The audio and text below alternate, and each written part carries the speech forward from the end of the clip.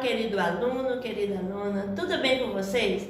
Eu espero que todos vocês estejam muito bem para juntos assistirmos a mais uma aula do componente curricular de Ciências da Natureza.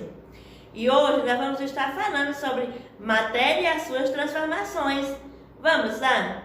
A nossa aula de hoje, do componente curricular de Ciências da Natureza, tem como tema a revisão sobre a matéria e suas transformações. Matéria é tudo que ocupa espaço e possui massa de repouso ou massa invariante. É um termo geral para a substância da qual todos os objetos físicos consistem. Tudo o que você vê é matéria. Não existe vida e nem manutenção da mesma sem matéria. Agora vamos ver o conceito de massa. Massa é uma medida da inércia. A massa também mede quantidade de matéria do objeto. Massa é uma grandeza escalar medida em quilogramas. E a medida de volume, o que é?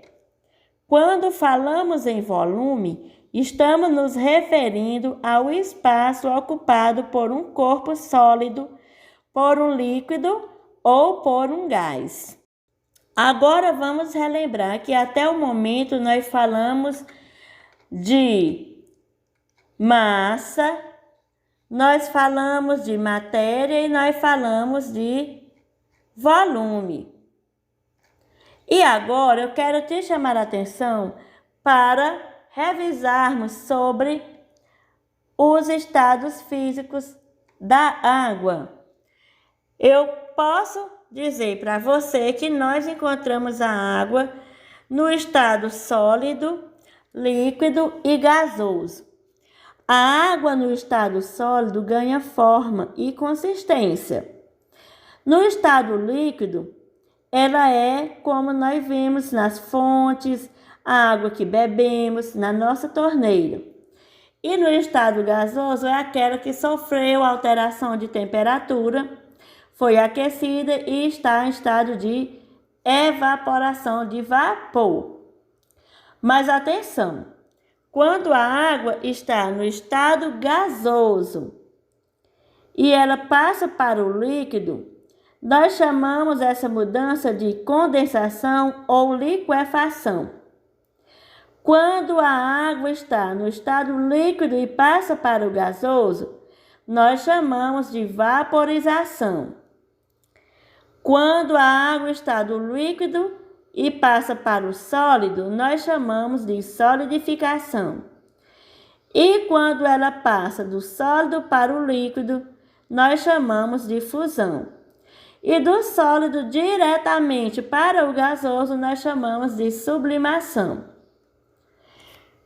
Trago para vocês a imagem de uma geleira e quero te chamar a atenção, querido aluno, querida aluna, para as nossas ações diante do meio ambiente. Porque as nossas ações com o meio ambiente geram impacto direto sobre a nossa própria vida. Por exemplo, você sabia que o derretimento das geleiras não é nada bom para o meio ambiente nem para nós? E isso é decorrente do aquecimento global por causa das nossas ações com o meio ambiente, do corte das árvores, da poluição, que vem ocasionando esses fatores. Na verdade, são vários fatores que ocasionam isso, mas que em grande parte se deve à ação do homem. Gente, e agora também eu quero estar fazendo uma retrospectiva, uma revisão sobre as separações e misturas. Nós temos a mistura homogênea, que é quando a gente faz duas misturas e só percebemos mesmo uma, como é o caso da água, que é o solvente universal, e o açúcar, que no caso foi o soluto. A água dissolveu o açúcar. O açúcar foi o soluto, a água o solvente. Quando você observa o copo, você pensa que é apenas água, mas se você provar esta água, você vai ver que ela tem açúcar, mas que o açúcar fica imperceptível. Neste caso, nós estamos falando de uma mistura homogênea. Agora vamos lembrar daquele velho ditado: água e óleo não se misturam. Nesse caso, estamos falando de uma mistura heterogênea, ou seja, podemos ver claramente as duas misturas. Mas ainda que eu tenho uma mistura homogênea de 3 fases, que é o óleo, a água e a areia. Consigo perceber as 3 fases. Você já tinha percebido isso? Já tinha tido essa curiosidade? Mas vamos ver também as técnicas de separação. Eu tenho aqui a catação, que é utilizada para separar 2 ou mais componentes sólidos. Esse processo consiste na separação manual dos materiais. Nós temos a filtração, que é uma forma de separar líquidos e sólidos, como água e areia, por exemplo. Para fazer a filtração é necessário utilizar materiais que apresentem minúsculos orifícios, para que a parte líquida passe por eles e a parte sólida fique retida.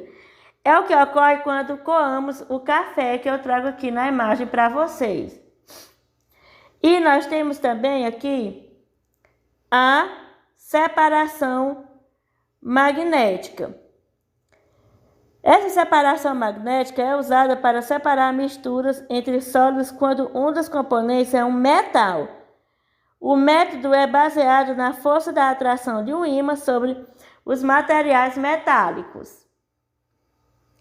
E a evaporação. Pela evaporação, separa-se o sal dissolvido na água. Isso é possível porque durante o processo de aquecimento, o sal não evapora com a água. E eu tenho aqui o processo de sedimentação ou decantação, que consiste na separação dos materiais sólidos presentes em um líquido, deixando a mistura em repouso. Os materiais sólidos que não se dissolveram tendem a se acumular no fundo do recipiente, como eu trago aqui na imagem para vocês. E por fim eu trago a destilação, que separa a substância de uma mistura de líquidos. A mistura é aquecida e a substância, com a temperatura de ebulição mais baixa, vaporiza-se quando entra em contato com a superfície fria do recipiente. A substância se condensa, voltando ao estado líquido e caindo em um recipiente separado. Observe que essa é uma técnica mais sofisticada, um tanto mais complexa, mas que possível de fazê-la. E aí, gostou da aula? Caprichou? Espero que você tenha aproveitado bastante. Caprichem e até a próxima aula!